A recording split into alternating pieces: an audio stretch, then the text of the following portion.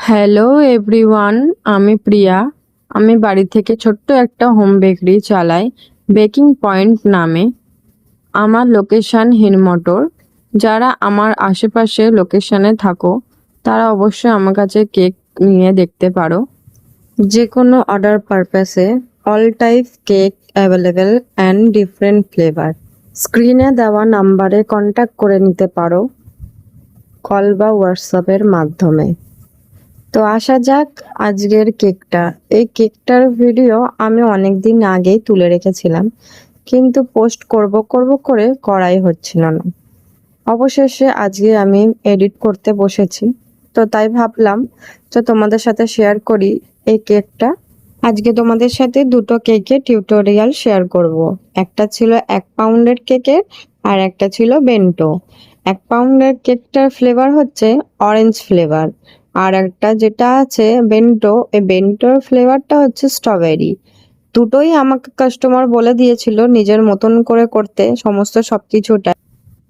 এই কাস্টমাররা আগেও আমার কাছে কেক নিয়েছে। কাস্টমারগুলো কারা জানেন? আমার 2 বোন। এক হচ্ছে আমার ননদ আর এক হচ্ছে আমার নিজের বোন। তো যাই হোক, ওরা আমার কাছে আগেও কেক নিয়েছে, কেক ট্রাই করেছে। সমস্ত অকেশনে ওরা আমার কাছ থেকে কেক নিয়ে থাকে।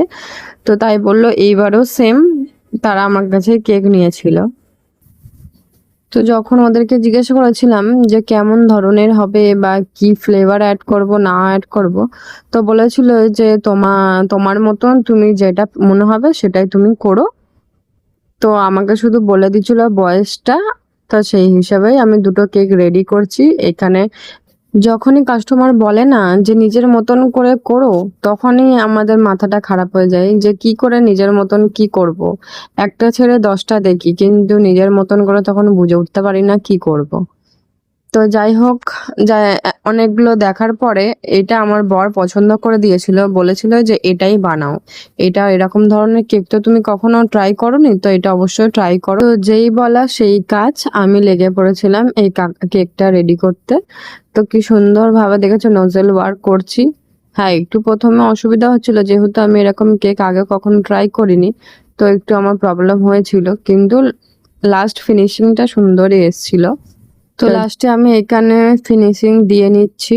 তো এখানে পান্ডা কেকটা আমার রেডি হয়ে গেছে, আর এখানে এবার শুরু করছি বেন্টোটা আইসিং করে নিয়েছিলাম। আইসিং করার পরে ওপরে কোটিং করে নিচ্ছিলাম, কালার দিয়ে নিয়েছিলাম যে কালারটা আমাকে বোন বলেছিল। তো ও বলেছিল ব্লু আর হোয়াইটের মধ্যে করতে, তাই ব্লু আর হোয়াইটের মধ্যে